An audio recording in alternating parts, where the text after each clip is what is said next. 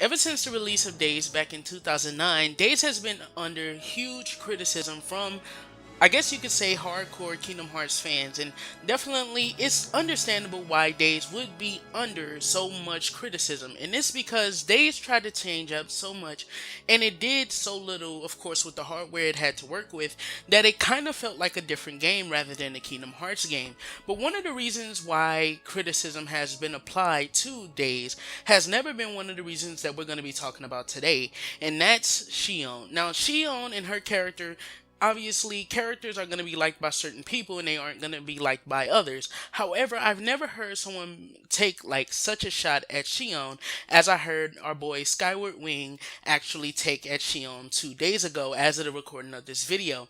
And in this he says, of course, pretty much one of his friends actually showed him how bad of a character Xion actually was and how insignificant and useless Xion was to the plot of Kingdom Hearts 305 Days Over 2. But today we're going to be getting into this. So today I've broken down 6 points of Xion's character, or 6 reasons I think Xion's character was significant to the plot, and six things, wow, that Xion actually applied to the full story, and of course that she gave off to the player rather than just her death. And then I'll play, of course, Skyward's Wing's opinion on it, and then of course I'll go ahead and give my final thoughts. So here we go. I'm gonna go ahead and go into my 6 reasons first. And number one is Xion is a puppet. Now, I put for Xion is a puppet. Xion's origin adds flavor to her elusive character and her purpose in the story. Being a puppet, she was meant to siphon Roxas's power to make a perfect substitute for number 13, Roxas, but she went beyond her purpose and became a part of the bigger picture the more time had passed by. Her connection to Roxas connected her to Sora, which overrode her programming to be nothing more than Xemnas' lapdog, and was meant to give us a realization of what it really means to be a nobody. Consider the scene on Destiny Islands to where she makes the claim, "Is it that I'm not supposed to exist?" Or, "You poured so many memories into me, giving me so much," around the end of the game. Now, what I'm trying to say here is obviously that Xion was nothing more than a puppet. That's what she was. She was a creation of some sort. We don't know where she was created from, of course, but it did apply into her character and gave her character some type of reasoning and some type of depth. Now, the reason why I say this is because, of course, if you remember, around the second quarter of the game, around like right before it gets to the third quarter, in the second quarter of the game, Xion has this huge question about where does she come from? Why isn't she like Roxas, Axel, Xemnas, and of course the other organization members? Why doesn't she remember having a past of her own? And the past, or what she does remember, why are those memories more so connected to Sora and Kairi rather than, of course, herself? Now we're going to go into point two, which was, of course, Xion started off faceless. And here I said, her face is the visualization of her persona, someone that mirrors Kairi to Roxas. Did you know only Roxas could see her face until Axel went to Castle Oblivion and became connected to Sora?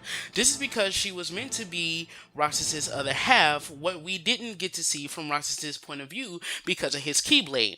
Now here I put in, of course, Roxas's point of view didn't show off what it really meant to be, of course, a nobody, and the fact that she was faceless was adding even more to this. A nobody, when they are created, is supposed to represent the nothingness, pretty much just the shell of a somebody, and that somebody pretty much can be recreated if you destroy the heartless and of course the nobody of that original somebody.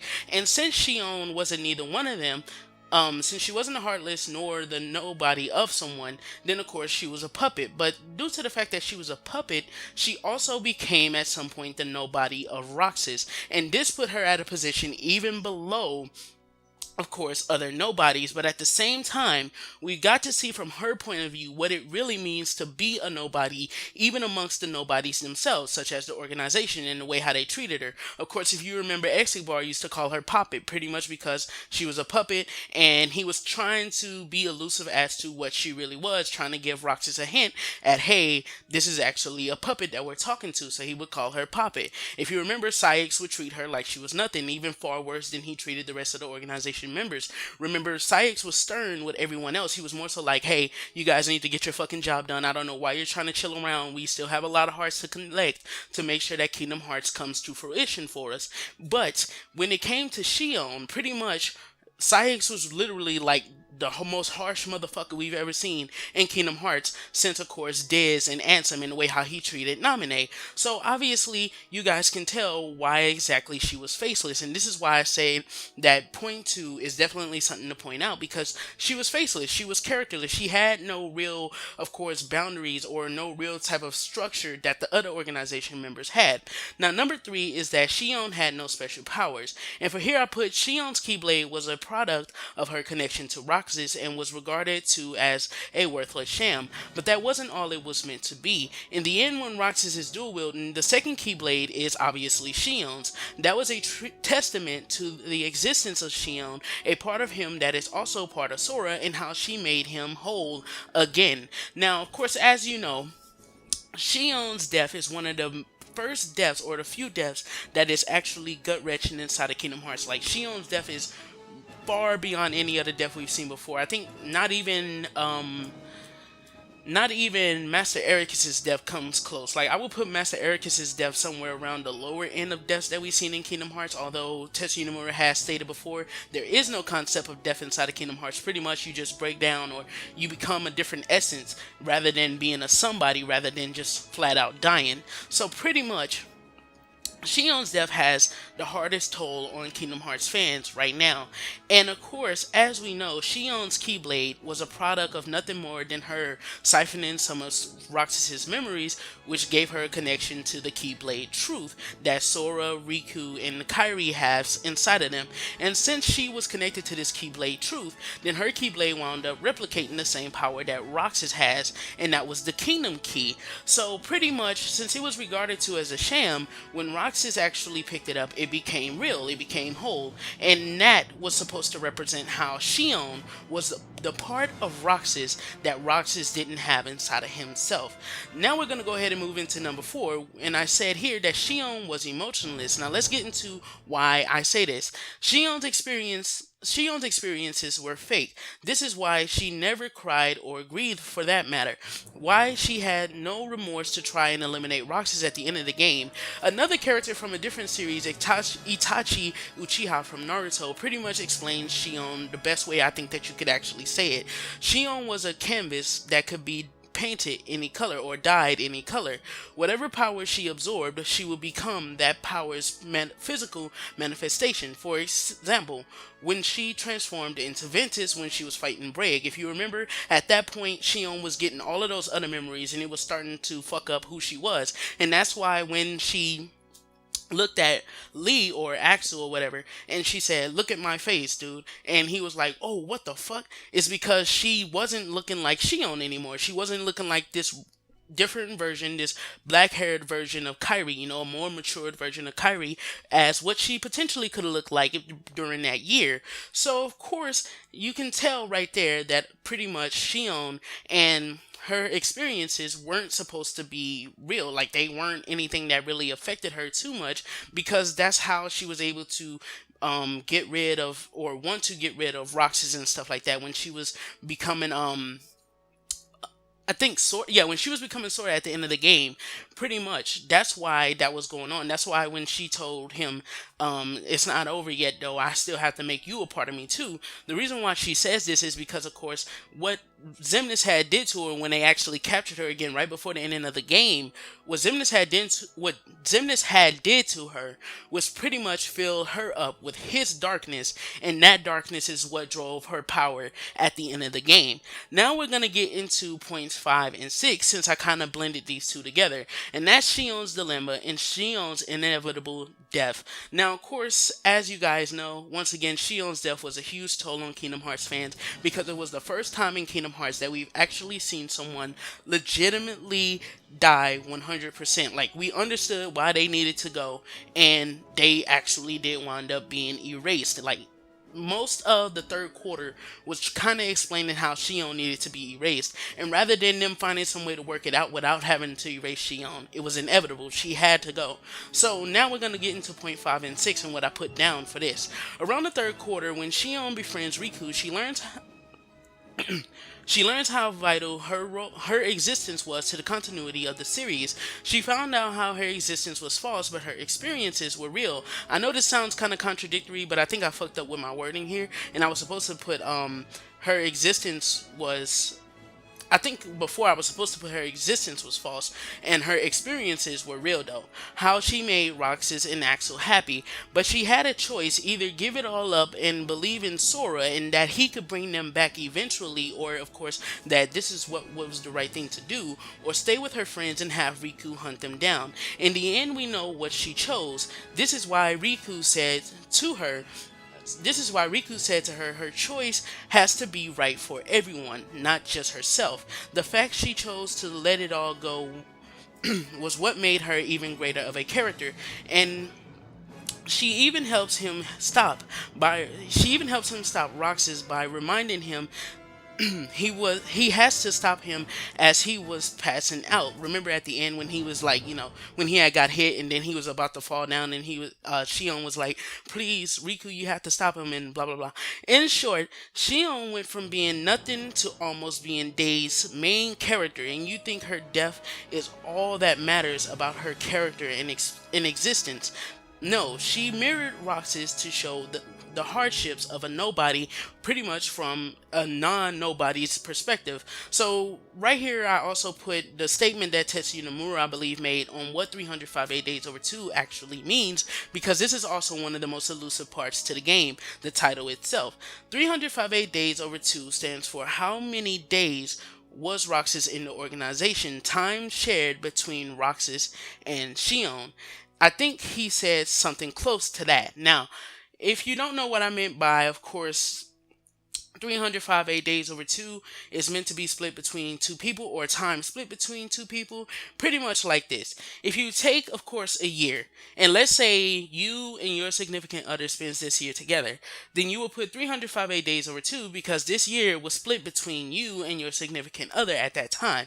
And that's pretty much what Xion was for Roxas. She was kind of like a significant other to Roxas, and she had to exist, or she existed with a purpose. She wasn't just there just to be there, and her death wasn't something that happened just so that way, of course, we would have some emotional tie to Roxas or to her around the end of the game. Tetsuya Nomura didn't just wind up looking at the story that he had wrote, and instead of pretty much revising it, said, okay, fuck it, Shion has to die so that way she would have to serve some kind of purpose. That's not what happened. In the game, if you pay attention to the story enough, Shion plays even more of a vital role than Roxas does, and we can say that because pretty much it's Shion's game. It really is. Roxas is the main character. He's the reason why we're seeing these things. He's pretty much explaining these things to us, but kind of in like a gameplay sense. So let's say if it was in a novel, then pretty much he would be the person that's kind of narrating the novel. So of course, you would still have so many things that's still going on with Xion. I mean, part one, Xion and how she first comes to the organization. You realize that the beginning of the game, when Roxas talked about how he had joined the organization and stuff like that, the first organization entry that we get to see wasn't even his entry. It was actually Xion's. And that's because this game is really Xion's game. It's not Roxas's game in the sense that, of course, Roxas is pretty much the main character 100%. It's more so trying to tell us the story of what happened in those years. What tied Roxas to the organization? What tied Roxas to these powers? Why does Roxas dual wield? Why does Roxas, of course, have this huge, of course, dilemma going on inside of the rest of the story that we didn't know about before, that we get to find out in 305 Days Over 2? Because inside of Roxas's burgeoning heart, the heart that's being created inside of his nobody form, his darkness, his existence, he knows that Xion exists in some form, some way, form, or fashion. He knows that Xion exists, but he can't remember who Xion is, and that's why, of course, Xion winds up dying in the end, and why she gives up the memories, the fun times, the good times, because of course she knows that Sora is the only person that can rebuild these connections and set the things that they did wrong right. And that's what 305 Days Over 2 was about. So let me know what you guys think about this. Of course, I'm going to go ahead and play Skyward Wing's message at the end, and let me know if you still agree with Sky or do you agree with me. Of course, this isn't supposed to be beef or nothing like that. 305 Days Over 2 is definitely one of my favorite Kingdom Hearts games story wise. Definitely, if they did it over again, I feel like they should probably do Dream Drop Distance gameplay style if they actually did wind up doing it again. But definitely, it was a great game. It was a great story to me. The gameplay was still fun, although it did get tedious at times. I'm not gonna lie, I can't lie for 305 Days Over 2. But I definitely feel like reviews have actually gotten it to the right score. I mean, the tedious nature of the game doesn't necessarily ruin the game in its entirety. It's not a horrible game. It's more so just something that, of course, if you do play it, maybe it could probably only be more so enjoyable with friends, of course. As we know, they did try and do the thing to where, for the first time ever, we had co-op inside of a Kingdom Hearts game with 305 Days Over 2. And maybe if more of us had more friends that we could actually play with to play the game as such, although I do believe you couldn't play story missions together. But if we did have more friends that you could do such with, then of course I feel like Days would have probably been a better experience for all of us, because I had a lot of fun with Days. And to be honest, if Days had been recreated in 1.5, definitely I think Days would have probably been my favorite game in that collection. But since it was just cutscenes, I couldn't play it, of course. So definitely let me know what you guys think in the comment section below. This is being your boy Mazia. Don't forget to do a little A-class gaming, and everything you do, don't forget to keep it A-class. And I'm gonna catch you guys in the next one, man. Peace the heck out. Xion. Oh god, did I say those forbidden words? Oh my god, did he just say something bad about Xion? The comments are killing me at this very moment. Oh. I don't care. Back in the day, she was one of my favorite characters. But a friend of mine changed my opinion about her real quick. Okay, let's be honest. Close your eyes real quick. Now what I want you to do is think of the scene that Xion is in. Now I'm gonna take a guess. I'm going to assume that most of you were thinking about the scene where Xion died. See, that's the thing. If Days ended where Xion lived, no one would give a damn about her. Xion affected Roxas and Axel emotionally when she died. Oh wait, they don't remember it at all, so it doesn't even matter. Oh, whatever, okay, cool. So the emotional impact of her death was removed to our heroes. Okay, that's fine. But the emotional impact of her death still affected us, the player. But keep in mind, if Xion didn't die, no one would care about her. Or a lot less people would care about her. The only thing really memorable was her death. She's a very bland and boring character. At times in the game, she's very selfish to the people around her as well. She'd rather run off when Riku has to straight body her to talk some sense into her. The only thing the fandom really associate with Xion is her death. The only thing she brought to the table was the fact that she made Roxas and Axel look like better characters. She was merely created to make those characters look better. And I can't support that. As a standalone character, she's extremely boring. And that's usually why people say Kingdom Hearts Days is their favorite game, because people associate the entire story with just the ending. The feeling they got with the ending is what makes them think that Days was overall a good story, when in reality it was very subpar, and Xion's death is really the only thing memorable about it. But yeah, that's what I think. If you agree or disagree, please leave your paragraphs and hate in the comment section below. I want to see how evil I am to the opinions of the internet. Be sure to like the video or dislike the video, really helps me out. Thanks for watching.